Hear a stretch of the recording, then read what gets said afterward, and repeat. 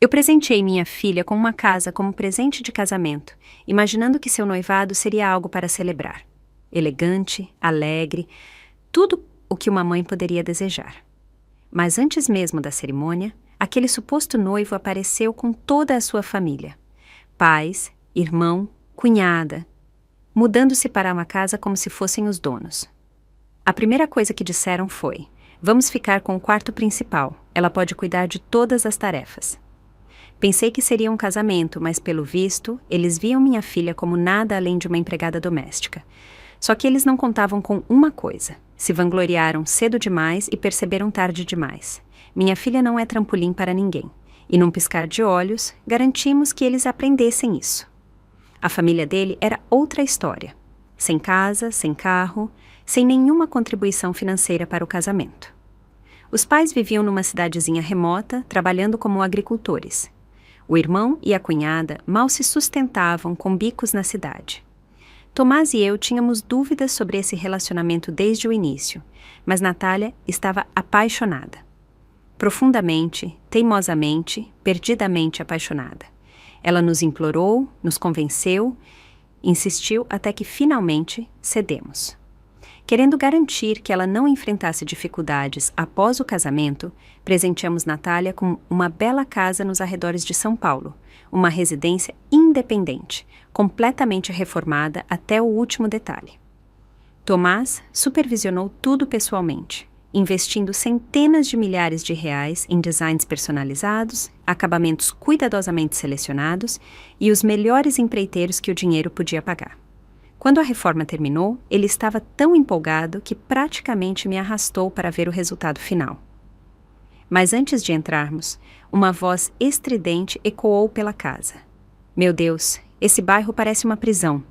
Todas as casas têm portões fechados. Como vou visitar os vizinhos se ninguém deixa as portas abertas? Caio, vá lá e diga para serem mais amigáveis e pararem de trancar tudo. E esse portão da frente, o que é isso? Parece uma fortaleza, com grades tão reforçadas que parece que estamos guardando um banco. O que acontece quando nossos parentes vierem visitar? Vão ter que esperar lá fora como pedintes? Caio, chame uns pedreiros e derrube essa coisa ridícula. Não precisei nem ver para saber. Era a mãe de Caio, Dona Sandra, uma mulher insuportável. Uma raiva lenta começou a crescer no meu peito. Caio não contribuiu com nada para esse casamento. Nem casa, nem carro, nem mesmo um anel de noivado. Natália, discretamente, comprou um anel para ele, para que não percebêssemos a falta de iniciativa. Em vez de gratidão ou vergonha, eles zombaram, chamando-a de esbanjadora. Um anel, diziam, era apenas uma formalidade. Para que jogar dinheiro fora com algo tão desnecessário? E agora, ali, parada na entrada daquela casa, nossa casa, ouvindo aquela mulher reclamar como se estivesse inspecionando um motel de beira de estrada, senti minha paciência se esgotar. Natália, sempre conciliadora, tentou manter a calma. Seu João, Dona Sandra, há um centro comunitário incrível por aqui. Se quiserem companhia, eles têm noites de jogos, eventos sociais, muitas oportunidades para conhecer pessoas. Dona Sandra torceu o nariz. Jogos de cartas? Por favor, acha que não sabemos jogar cartas? Então, como se fôssemos invisíveis, os pais de Caio saíram para explorar, examinando os quartos, inspecionando os móveis, agindo como se já fossem os donos. Nenhuma palavra de saudação, nenhum olhar em nossa direção. Natália ficou paralisada, dividida entre a cortesia e a incredulidade. Até Tomás, normalmente o mais calmo, parecia completamente atônito. Percebendo minha expressão sombria, Caio correu até mim, sussurrando. Seu Tomás, Dona Clara, sei que meus pais podem ser animados. Eles só falam alto, é só isso, mas por favor, prometo que eles amam Natália. Antes que eu pudesse responder, uma risada alta e estrondosa veio do quarto principal. Que quarto maravilhoso, era a voz de seu João. Por uma fração de segundo, permiti-me ter esperança. Talvez, apenas talvez, eles finalmente valorizassem o que fizemos por Natália. Mas então, prendi a respiração. Lá estava Dona Sandra, esparramada na cama nova como se fosse dela, com as pernas cruzadas e os sapatos ainda nos pés. As lençóis brancos e engomados já estavam manchados de terra pelas solas de seus tênis gastos. Ao lado dela, seu João acendia um cigarro, calmamente, dentro da casa nova da minha filha. Antes que eu pudesse falar, ele pressionou a ponta acesa contra a mesinha de cabeceira de madeira, apagando o cigarro como se fosse um cinzeiro velho. Uma marca escura e carbonizada apareceu imediatamente na superfície polida. A mandíbula de Tomás se contraiu com tanta força que achei que ele quebraria um dente. Natália, visivelmente envergonhada, cutucou Caio, implorando em silêncio para que ele interviesse. Mas ele apenas abaixou a cabeça, os ombros curvados, parecendo uma criança repreendida. Nenhuma palavra, nenhuma defesa. E então, como se a audácia já não estivesse no auge, seu João esticou os braços, soltou um suspiro de satisfação e disse: "Este quarto é perfeito. Muita luz natural, uma vista espetacular. Vamos ficar com este." Quase soltei um palavrão em voz alta. Por um momento, pensei que tivesse ouvido errado. Talvez meus ouvidos estivessem me enganando, mas não. Eles acabaram de entrar na casa da minha filha, deram uma olhada e decidiram tomar o quarto principal. Tomás, Natália e eu ficamos paralisados, atônitos demais para falar.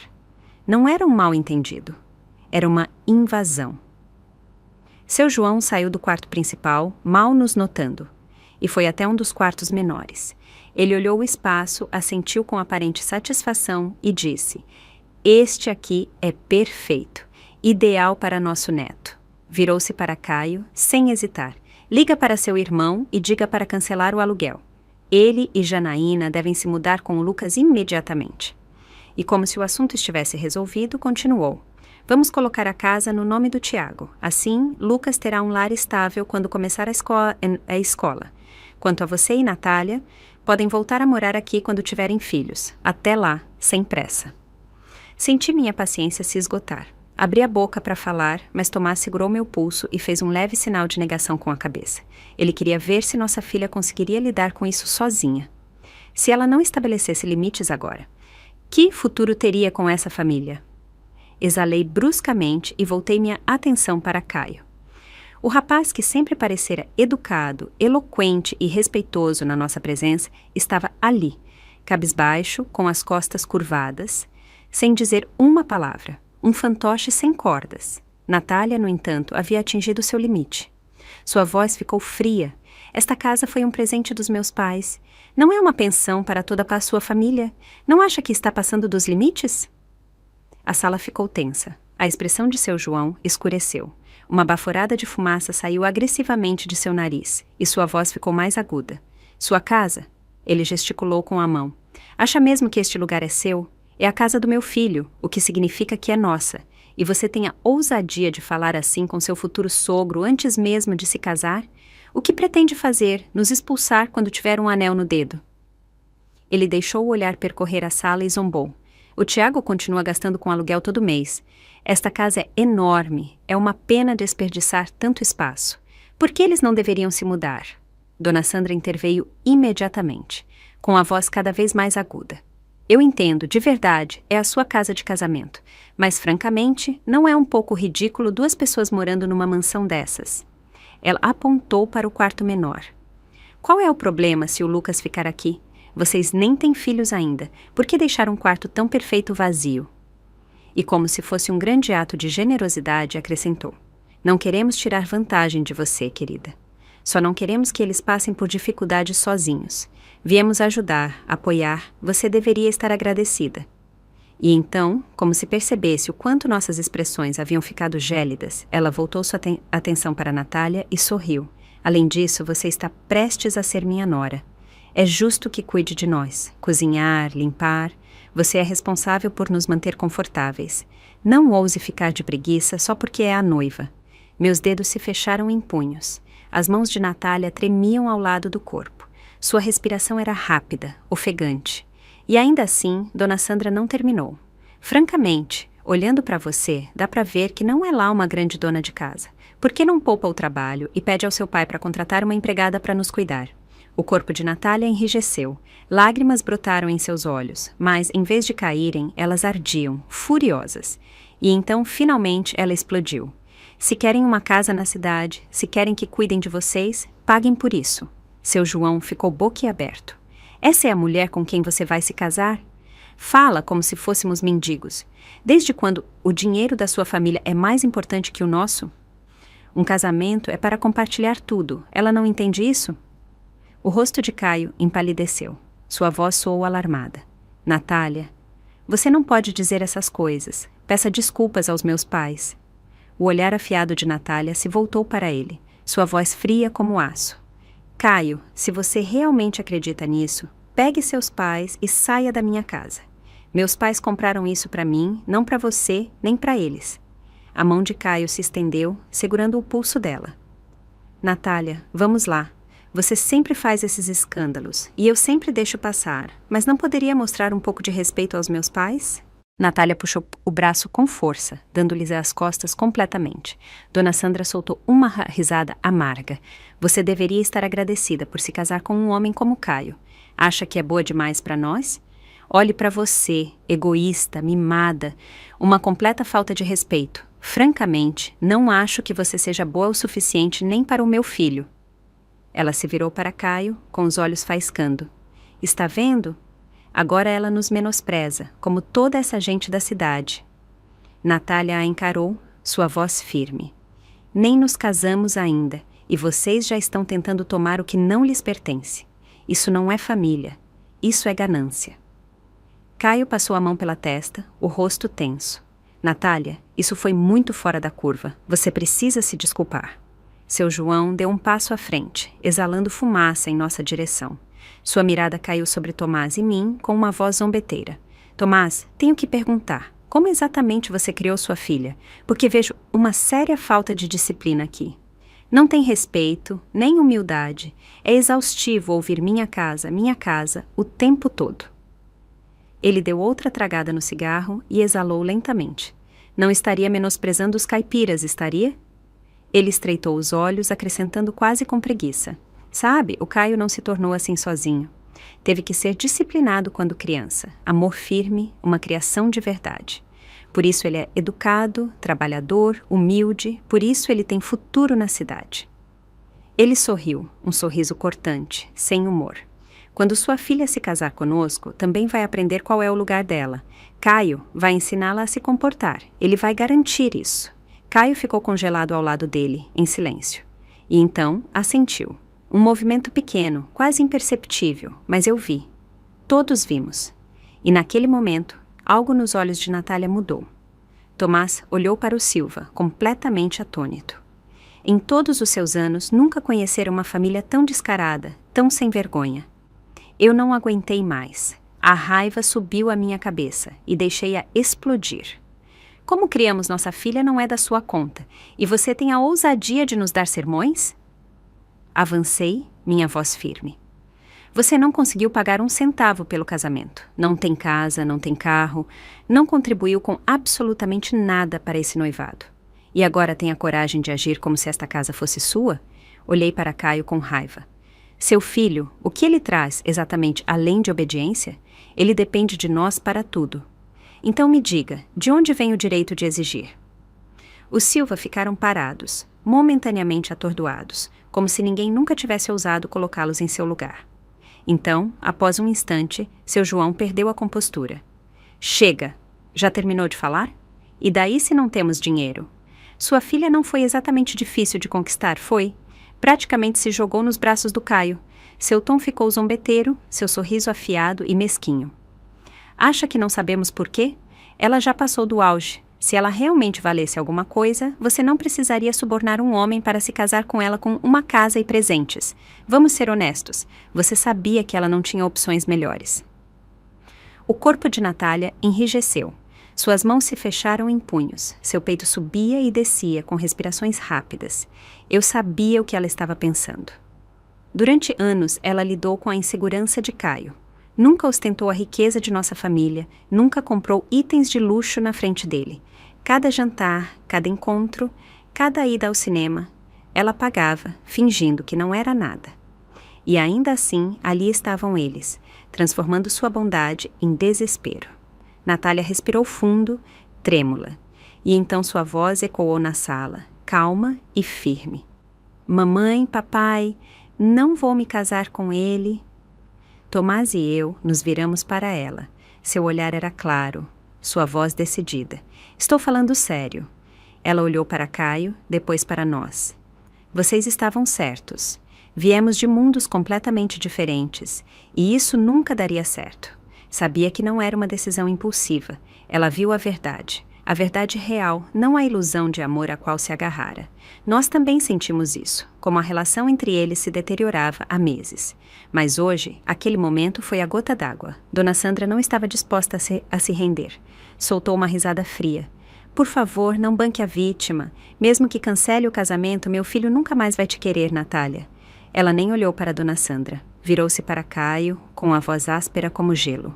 Pegue seus pais e saia. Acabou. Caio entrou em pânico, segurando o pulso dela. Nath, vamos lá, não faça isso. Não seja tão teimosa. Ela puxou o braço como se o toque dele a queimasse. Não me toque. Seu João soltou uma risada debochada. Olhe para você, Caio. Patético. Ela nem é sua esposa ainda, e você não consegue controlá-la. Se deixar isso passar, ela vai te pisar pelo resto da vida. Sua voz ficou zombeteira. Você é homem ou o quê? E isso foi o estopim. Perdi as palavras. Peguei o copo sobre a mesa e o joguei no chão com força. O estrondo ecoou pela casa, deixando um silêncio inquietante. Então, Tomás se moveu, com um rugido de pura fúria. Ele avançou e deu um soco sólido no rosto de seu João. O golpe fez seu João cambalear para trás, batendo na parede antes de desabar no chão, engasgando com a própria respiração. Um hematoma vermelho, escuro, já cobria sua bochecha. Dona Sandra gritou. Você está louco! Isso é agressão! Tomás ficou de pé ao lado dele, com a voz baixa e ameaçadora. Diga mais uma palavra e você não sai desta casa. Caio ficou paralisado, o rosto pálido como um fantasma. Ele não ousou se mover. Dei um passo à frente. Pela primeira vez, Caio pareceu assustado. Sua voz tremia. Eu só disse isso porque vocês estavam desrespeitando meus pais. Se ela se desculpar, talvez possamos esquecer tudo isso. Antes que ele terminasse, a palma de Tomás atingiu seu rosto. A força o fez cambalear até o chão. Uma marca vermelha brilhante floresceu em sua bochecha. Ele a segurou, atônito, com os olhos arregalados de incredulidade. Bastardo, rosnou Tomás. Isso foi por Natália. Isso foi por cada palavra que você deixou eles falarem dela. Caio cambaleou para trás, respirando ofegante, com o ar de um rato encurralado. Seu João, ainda atordoado, começou a se levantar, mas quando Tomás se virou para ele, empalideceu. Se você me tocar de novo, chamo a polícia. Você vai para a cadeia por isso. Tomás o agarrou pelo colarinho, levantando-o completamente do chão. Cale a boca! Seu João se debateu, suas pernas chutando sem controle, os sapatos caindo. Me solta, seu psicopata! Tomás se aproximou com a voz cortante. Agora te vejo como você é. Mesmo que Natália quisesse se casar com alguém da sua família, eu nunca permitiria.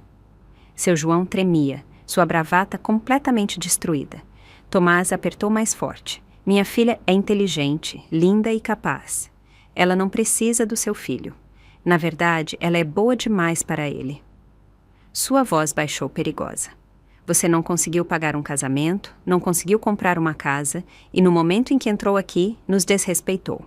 Deixou sujeira nos nossos pisos, fumou nos nossos quartos e agiu como se nós devêssemos algo a você. Então, deixa eu esclarecer. Ele empurrou seu João para trás, deixando-o cair no chão como um trapo descartado. Não vamos te dar nada. Agora saia da minha casa. Seu João, trêmulo, assentiu. Tomás jogou o sapato dele. Pegue isso e vá. Ele se levantou de um salto, quase tropeçando em si mesmo, enquanto corria para a porta. Cruzei os braços, sorrindo com satisfação. Olha só, fugiu e deixou a esposa e o filho para trás. Dona Sandra, ainda atordoada, agarrou o braço de Caio e o arrastou para a saída. Na porta, ela não resistiu a uma última alfinetada. Você vai se arrepender disso. Caio poderia ter qualquer mulher que quisesse. As garotas fariam fila por ele. Sua filha vai acabar sozinha. Dei um passo à frente. e ela saiu correndo. Enquanto desciam as escadas apressados, um deles deve ter tropeçado, porque os três caíram rolando pelos degraus, agitando braços e pernas. Os barulhos ecoaram na entrada. Tomás suspirou, balançando a cabeça enquanto os observava gemendo no chão. Eles mereceram. Pensei que, uma vez que Natália terminasse com Caio, ela finalmente se livraria das absurdidades daquela família e seguiria em frente.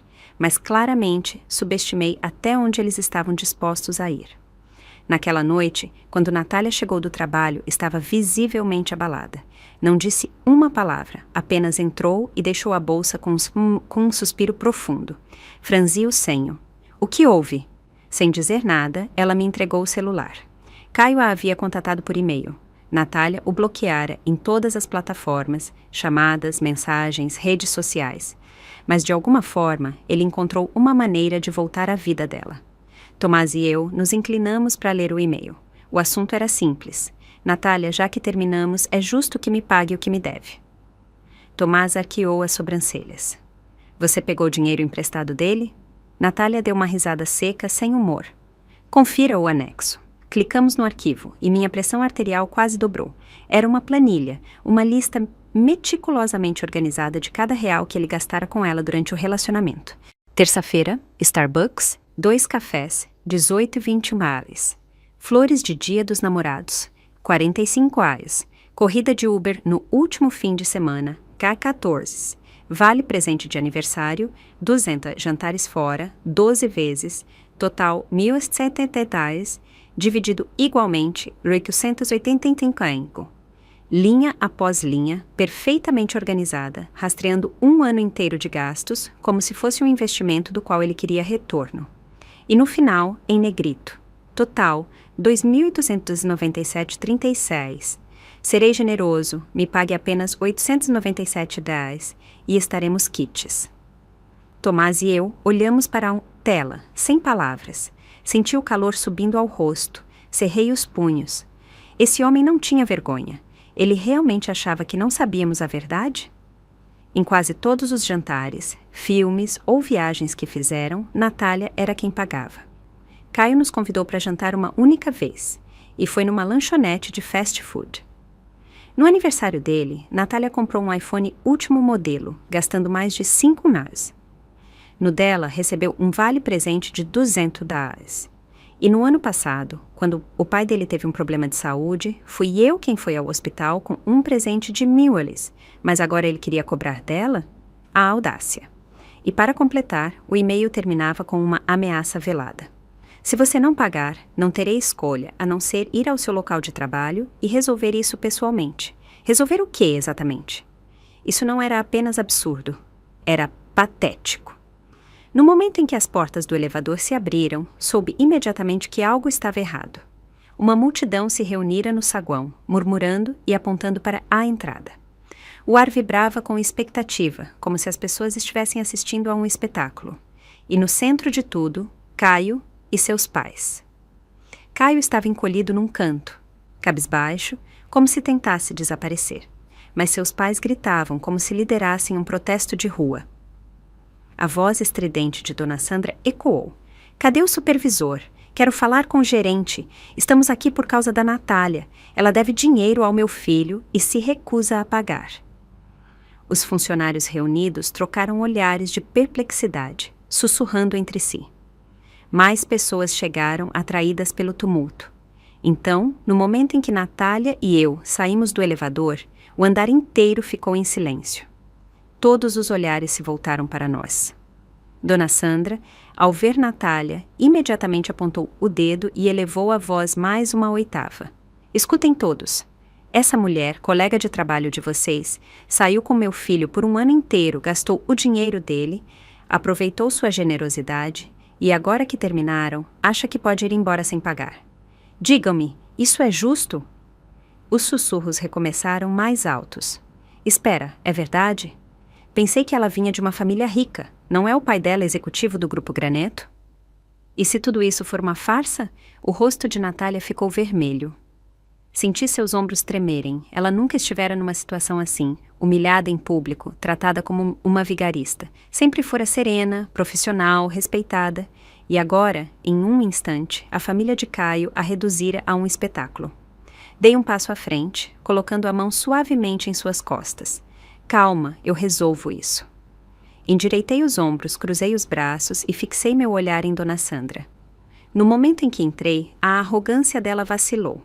Eles já haviam sentido a fúria de Tomás uma vez. Sabiam do que éramos capazes. Ainda assim, Dona Sandra se esforçou, tentando salvar sua atuação. Só queremos o que é justo. Sua filha deve dinheiro ao meu filho e estamos aqui para cobrar. Arqueei uma sobrancelha, minha voz fria e cortante.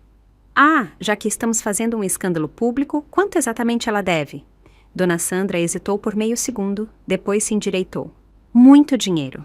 Quanto exatamente? Pressionei. Ela tremeu levemente, mas depois gritou. 897,36. A sala congelou.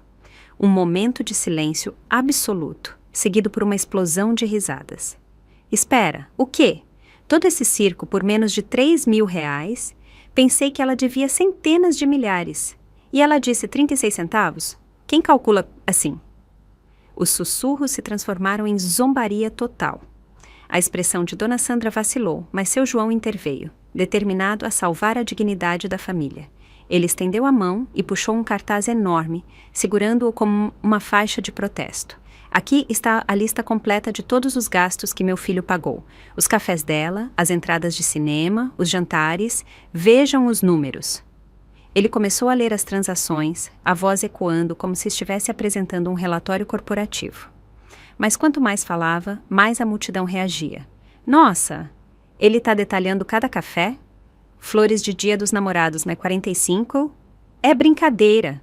Nenhum ex meu, nem o mais pão duro, era tão mesquinho. Isso não é orçamento, é comportamento psicopata.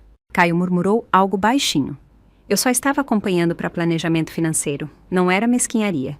Isso só intensificou as risadas. Sabia que era meu momento. Dei um passo à frente, mantendo a voz alta e clara. Bem, já que estão exigindo pagamento, vamos fazer isso direito. Saquei minha carteira de cheques, a sala ficou em silêncio. Com uma lentidão deliberada, escrevi um cheque de 3.000, garantindo que todos vissem o valor. Depois, com um gesto casual, joguei o cheque para Caio. Ele voou pelo ar e caiu aos seus pés. Pronto, até o último centavo que você diz que te devemos. Pago na íntegra. Gritos de espanto percorreram a multidão. Dona Sandra se lançou sobre o cheque, pegando-o como se fosse uma vitória. Até que sorri. Agora, Caio, disse, arrastando as palavras com a voz cortante. Já que estamos quitando dívidas, vamos falar sobre o que você deve a Natália. Caio congelou, seu rosto perdeu a cor.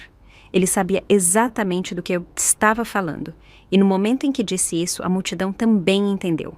Dona Sandra gritou com a voz estridente e desesperada. Que dinheiro, que absurdo! Soltei uma risada fria. Sério? Vamos revisar os números então. Olhei-a nos olhos, imperturbável. No aniversário de Caio, minha filha comprou um celular novo para ele, 5.000. Quando seu pai adoeceu, levei pessoalmente um presente de mimóis. Tenho os recibos aqui. Saquei meu celular e toquei na tela. E esses são só os gastos que podemos comprovar.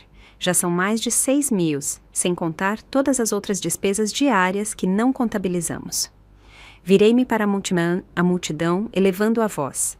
Digam-me, ele não deveria devolver esse dinheiro? A resposta foi imediata. Claro que sim. Isso é muito mais do que eles estão cobrando. Que hipocrisia! O coro de apoio foi ensurdecedor e os Silva estremeceram, seus rostos pálidos e rígidos. Dona Sandra, ainda agarrada aos restos de dignidade, bufou. Você está inventando. Mentiras, calúnias. Foi então que Natália finalmente deu um passo à frente. Sua paciência havia acabado. Se você não quer reconhecer a verdade, tudo bem. Vamos levar isso a outro nível. Sua voz era firme e afiada. Ela se virou para Caio. Que tal irmos ao seu escritório? Pararmos na frente da sua empresa e exibirmos isso para seus colegas verem? Você gostaria disso, Caio? O rosto dele ficou branco no mesmo instante. A empresa dele ficava apenas 2 andares acima da nossa. Não havia escapatória. O rosto de Dona Sandra se contorceu de fúria. Sua ingrata. E então ela avançou, levantando a mão na direção do rosto de Natália. Desta vez, eu estava pronta. No momento em que ela se moveu, dei um passo à frente, colocando-me entre elas.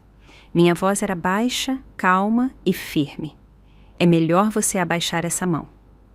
Um silêncio gelado tomou conta da sala. O braço de Dona Sandra ficou paralisado no ar, seu rosto rígido e atônito. Não pisquei, não hesitei.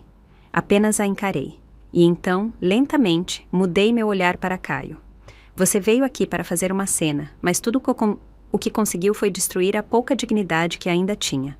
Caio olhou para o chão, em silêncio, derrotado. Respirei fundo e me virei para os funcionários reunidos, mas em vez de falar com eles, dirigi-me a Natália. Vamos! Levaremos isso à gerência da empresa dele e lidaremos com isso de forma profissional, sem gritos, sem ameaças, apenas ação. Sem dizer mais nada, nos viramos e caminhamos para o elevador. Não olhamos para trás. Não era necessário. O estrago já estava feito. O supervisor chegou rapidamente, sua expressão educada, mas confusa. Podem me dizer o que está acontecendo? Perguntou, olhando para nós e para a multidão crescente. Mostrei o e-mail de Caio, aquele que ele enviara com tanta ousadia exigindo dinheiro. Resumi a situação com calma. Não estamos aqui para discutir. Minha voz era firme e inabalável. Queremos apenas uma resolução justa. O supervisor leu o e-mail rapidamente, franzindo o senho ainda mais enquanto eu explicava. Então, uma assistente se aproximou e sussurrou algo em seu ouvido. Seus olhos se voltaram para mim e seu comportamento mudou quase instantaneamente. Desculpe-me, a senhora é Dona Clara, do Grupo Graneto? Assenti, oferecendo um sorriso sereno. Sou eu? Imediatamente, sua postura se endireitou, seu tom ficou formalmente cortês. Lamento profundamente que essa situação tenha chegado a esse ponto. Nossa empresa leva muito a sério o profissionalismo e a ética. Falarei com Caio em particular para tratar disso. Ele se virou para Caio, endurecendo o tom. Caio, estou realmente decepcionado. Manter registros detalhados de gastos pessoais, exigir reembolso após um término e causar tumulto público na frente do escritório de outra empresa, isso é completamente inadequado. O rosto de Caio empalideceu. Ele abriu a boca, procurando uma desculpa. Eu não pensei que se tornaria isso, só... O supervisor o interrompeu. Você não apenas se envergonhou, como também prejudicou a imagem desta empresa. Isso será relatado ao RH. Caio se encolheu visivelmente, a cabeça baixa, as mãos se retorcendo. Agradecia ao supervisor com cortesia. Pronto. Virei-me para a Natália. Vamos? Mas justo quando demos um passo, a voz estridente de Dona Sandra cortou o ar. Isso não acabou. Fiz uma pausa, então me virei lentamente, encarando-a com um olhar calmo e firme. Não precisava dizer nada. Naquele momento, todos sabiam quem havia vencido. Algumas semanas se passaram e a vida pareceu voltar ao normal. Natália retomou sua rotina. Trabalho, cafés com amigos, aulas de yoga aos fins de semana. Ela parecia melhor, mais leve, sem o peso do estresse do passado. Tomás e eu tínhamos um acordo tácito de não mencionar Caio ou nada do que acontecera. Não queríamos reabrir feridas ainda em cicatrização. Ela estava bem, pelo menos na nossa frente, sempre se esforçando para parecer em ordem, até aquela noite. Natália chegou com comida para a viagem na mão, mas algo em sua expressão estava errado. Olhei de soslaio enquanto ela arrumava as camisas. Tudo bem no trabalho? Perguntei, com um tom casual. Ela hesitou, então, sem dizer nada, me entregou o celular. Ele havia tentado novamente. A tela mostrava um texto de um número desconhecido, mas as palavras eram dolorosamente familiares. Natália, ultimamente tenho pensado muito. Sei que errei. Não deveria ter dado ouvidos aos meus pais, nem descontado minha frustração em você. Não tenho mais nada, mas quero recomeçar. Me dá outra chance? Exalei, olhando para ela. Este é o terceiro, não é? Sua voz era baixa. Não respondi. Assenti. O silêncio é a melhor resposta. Ela suspirou. É que não entendo. Ele realmente sente isso? Ou só odeia perder? Provavelmente os dois, disse com calma. Mas isso não é mais seu problema. O crescimento dele não é sua responsabilidade. Ela olhou pela janela, em silêncio. Sabia que seu coração não vacilava. Não era amor.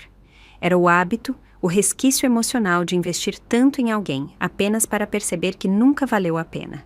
Dias depois, as coisas tomaram outro rumo. Naquela noite, Natália entrou com uma expressão diferente. Não tristeza, mas algo mais frio, mais afiado. Ela deixou o celular no balcão. Mamãe, olhe isso. Peguei o aparelho e meu estômago revirou. Era uma postagem em redes sociais. Uma mensagem anônima com uma foto borrada e clipes de vídeo cuidadosamente editados para criar uma narrativa falsa. O título era cruel. Uma verdadeira caça-fortunas. Extorquiu o ex, após o término, e se gabou da família rica. Acho que ela não é tão intocável assim. Uma raiva lenta se formou no meu peito. Precisamos adivinhar quem fez isso? Ela negou com a cabeça. Não posso rastrear a conta, mas olha meu conteúdo.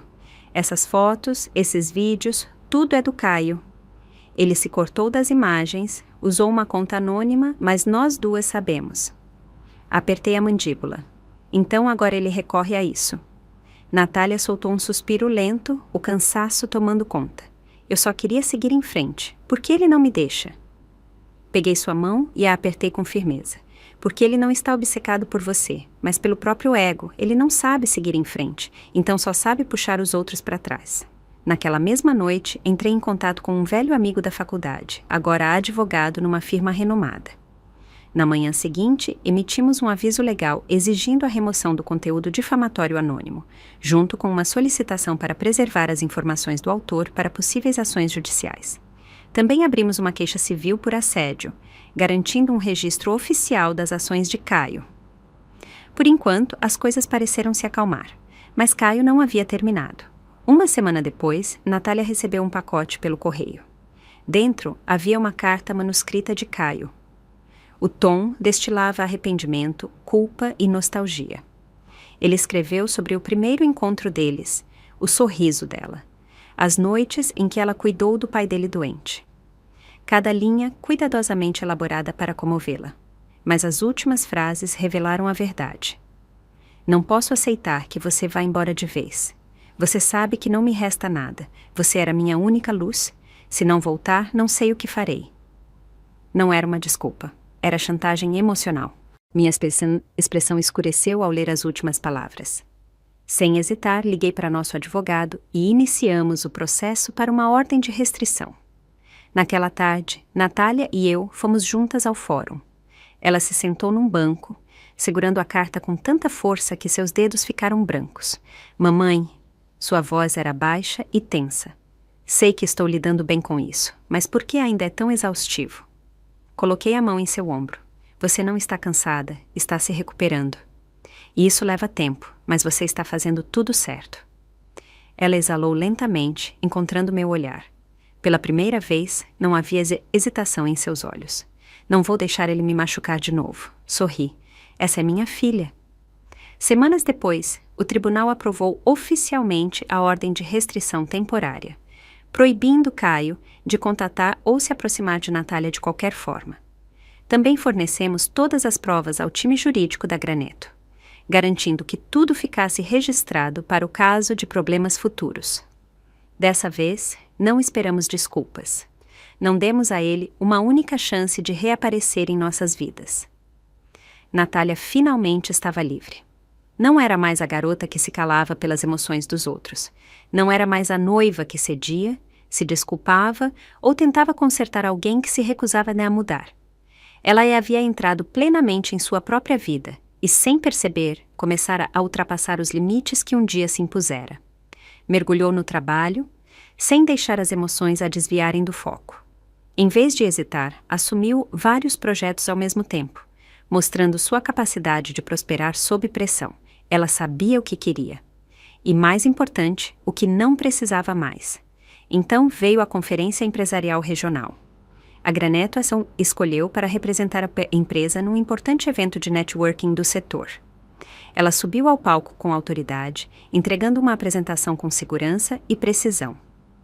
O público, executivos, investidores, líderes do setor, ouviu, assentiu em aprovação e, ao final, vários representantes de empresas de todo o país se aproximaram, ansiosos para trocar cartões de visita e explorar colaborações futuras.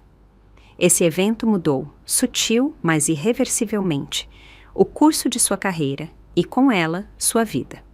Num almoço informal de networking após a conferência, Natália conheceu Ítalo Pereira. Ítalo era um dos cofundadores da Costa Capital, formado pelo ITA e membro de uma conhecida família de empreendedores de Florianópolis. Mas, ao contrário da arrogância associada ao privilégio, ele era reflexivo, eloquente e sereno. A conversa deles foi breve, sem papos furados ou trocas intencionais de contatos. Apenas uma conversa natural e espontânea antes que ambos seguissem seus caminhos. Mas na semana seguinte, Natália recebeu uma carta manuscrita. Não era uma grande declaração ou um convite entusiasmado.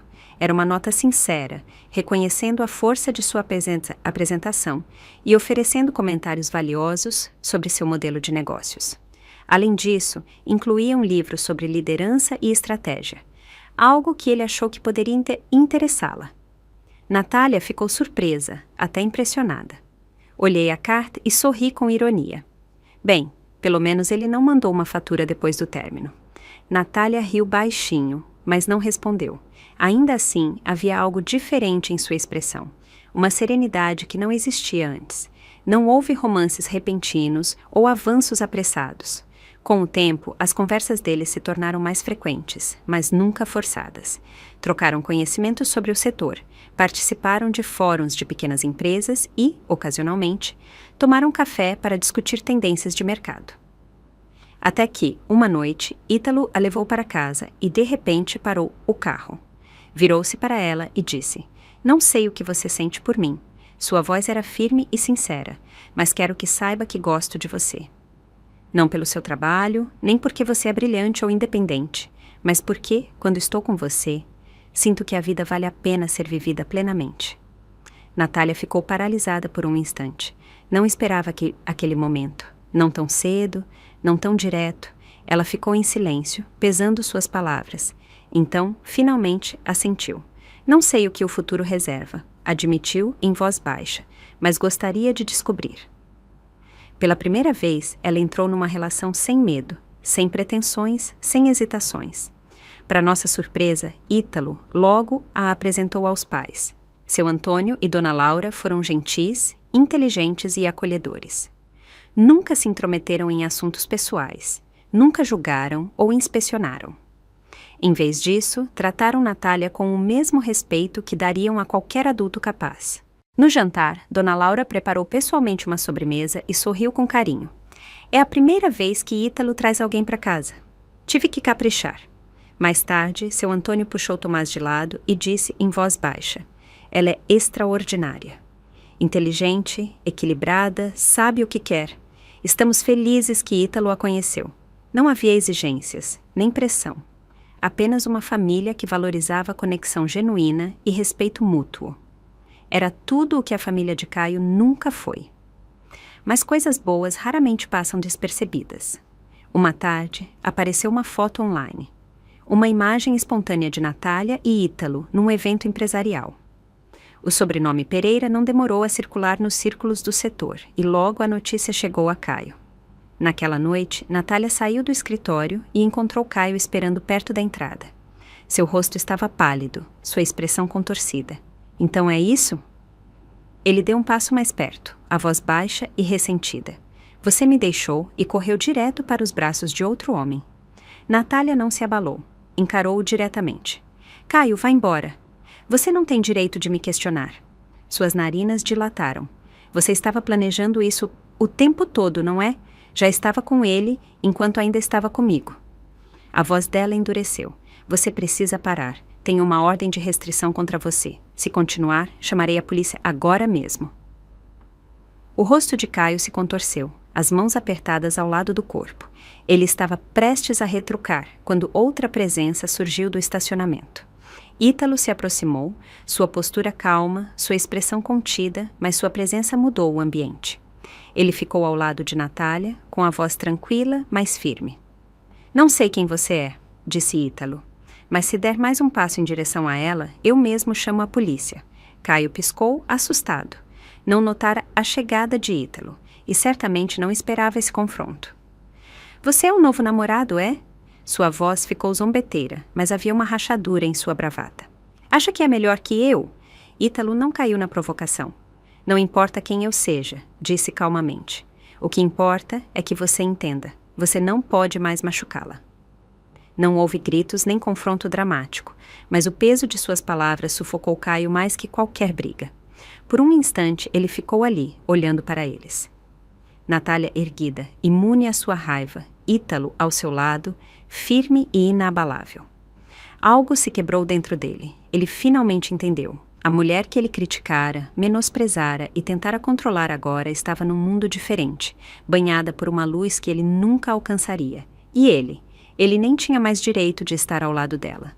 Enquanto se afastavam, Caio ficou paralisado, o rosto ilegível, uma tempestade de raiva, arrependimento e finalidade. Mas o mundo seguiu em frente sem ele, e Natália nunca olhou para trás. Depois do jantar, Natália e eu caminhamos por uma trilha estreita, nossos passos lentos e pausados. A brita rangia suavemente sob nossos pés, e atrás de nós, as árvores balançavam com a brisa do entardecer, suas sombras dançando no chão. Era um lugar que visitávamos muito quando ela era criança. Natália adorava pular nas pedras lisas à beira do lago, e meu coração disparava toda vez que ela cambaleava na margem. Eu estendi a mão, segurando a manga de sua jaqueta, tentando mantê-la equilibrada. Agora, seus passos eram firmes, medidos, seu olhar claro e resoluto. Lembra como eu corria na água para pegar pedras? Perguntou ela de repente. Sorri. Claro! Você sempre dizia que cada uma era única, que precisava levar todas para casa e lavá-las bem. Ela deu uma risada suave. Naquela época, eu achava que valia a pena guardar cada pequeno detalhe do mundo. Fez uma pausa, pensativa. Agora sei que algumas coisas são feitas para ficar no coração, não na vida. Virei-me para olhá-la. Ela não era mais a menina que entrava em pânico quando as coisas davam errado. Mamãe, ela continuou, a voz mais baixa, o que acha que as pessoas perseguem a vida toda? Não respondi de imediato. Em vez disso, olhei para a água, onde a luz do sol se refletia em suaves ondas cambiantes. Acho que é diferente para cada pessoa, mas para mim é paz. Ela assentiu. Paz. Isso é algo que se constrói, não se ganha. E não é algo que vem de uma hora para outra. Ficou em silêncio por um tempo, absorvendo minhas palavras. Então, com uma voz suave como a brisa da tarde, disse: Antes, eu achava que precisava ser amada para sentir que minha vida fazia sentido. Mas agora acho que aprender a me amar é o mais importante. Assenti. É mais que suficiente. Ela sorriu. Você sempre soube, não é? Não respondi, apenas sustentei seu olhar. Naquele momento, soube que ela não precisava mais da minha proteção. Ela aprendera a ficar de pé contra o vento, a ouvir a água, a escutar as vozes do mundo e decidir por si mesma quais importavam. Continuamos caminhando, lado a lado, pela margem do lago. Ao longe, alguns patos flutuavam preguiçosamente na água, seus movimentos criando suaves ondas, uma após a outra. E, de repente, compreendi. Esse caminho, nós o percorremos inúmeras vezes antes. A diferença era que, naquela época, ela sempre recorria a mim para encontrar o rumo. Agora, ela podia caminhar sozinha, mas de vez em quando, ela ainda escolhia segurar a mão da mãe, e isso era suficiente. Eu sou Natália, e uma vez acreditei de verdade que o amor podia superar tudo. Quando conheci Caio, ele era tranquilo, reservado, com uma seriedade que o fazia parecer mais maduro que os outros caras ao seu redor. Confundia essa contenção com profundidade, sua frugalidade com uma abordagem prática da vida. Mesmo quando meus amigos me alertaram, gentilmente, que ele era mesquinho, descartei como um julgamento severo. Na primeira vez que ele me convidou para jantar, foi numa lanchonete de fast food. Ele pediu o prato mais barato do cardápio e disse: Não peça muito, é desperdício. Eu sorri, disse que estava tudo bem e me convenci de que ele apenas valorizava o prático. Ele nunca dava presentes.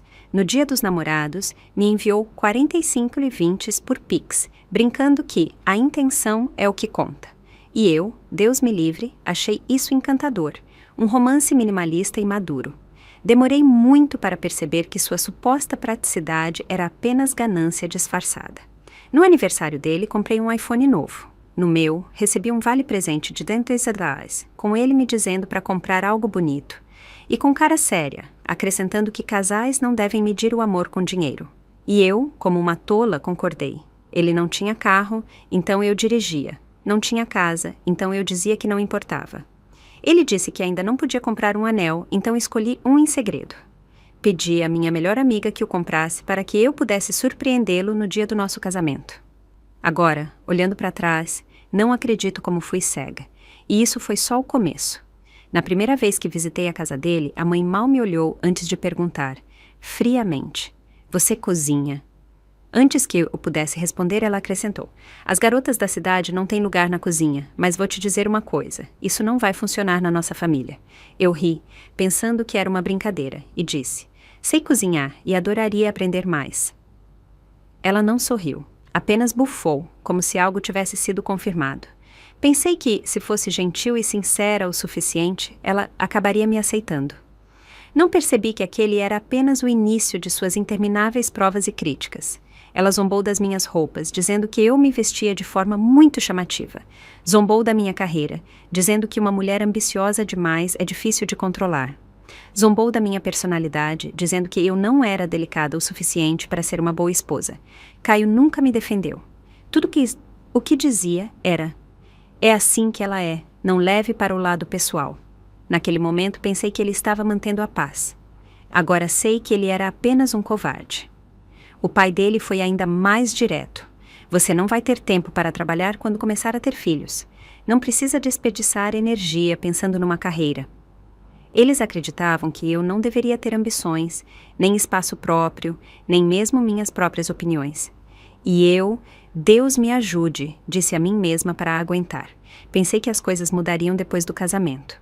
Mas o momento que me acordou foi a casa. Caio disse que não podia comprar uma, então sugeri que meus pais nos presenteassem com uma como parte do meu dote. Ele não hesitou, sorriu e correu para contar aos pais. Foi então que eles mostraram quem realmente eram. A mãe dele declarou imediatamente, "Vamos ficar com o quarto principal. O segundo quarto será para o Lucas, nosso neto. E o Tiago e a família dele também vão se mudar." Tentei ser racional, tentei conversar. Ela riu na minha cara. "Sua mãe te comprou uma casa grande, que sorte. Mas isso não significa que você tem voz aqui." Caio ficou lá, em silêncio.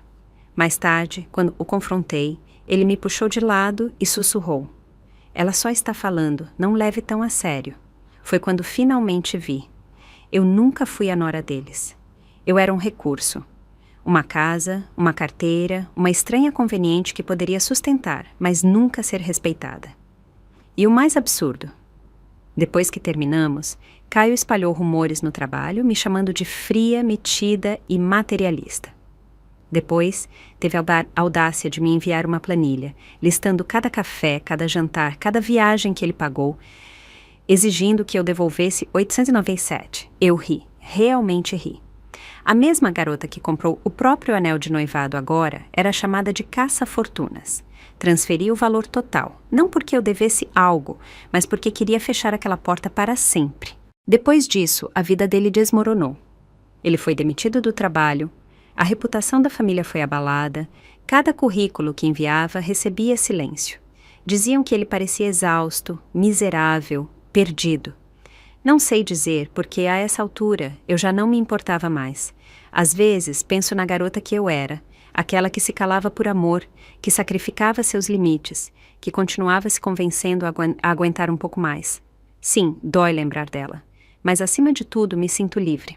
Porque agora entendo, uma relação verdadeira não é sobre uma pessoa compensando constantemente os defeitos da outra.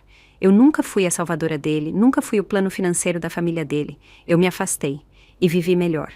Ele foi consumido pela própria ganância, pelo próprio egoísmo. Essa é minha vingança mais silenciosa e digna. Sem gritar, sem conspirar, sem nem mesmo odiar. Apenas vivendo uma vida que ele nunca poderá tocar. Desta vez, não me curvo a ninguém. Desta vez, sigo em frente, apenas por mim. Se você gostou dessa história, pode se inscrever no canal e curtir esse vídeo. Você pode me apoiar enviando um super obrigado para ouvir mais histórias como essa. Até a próxima!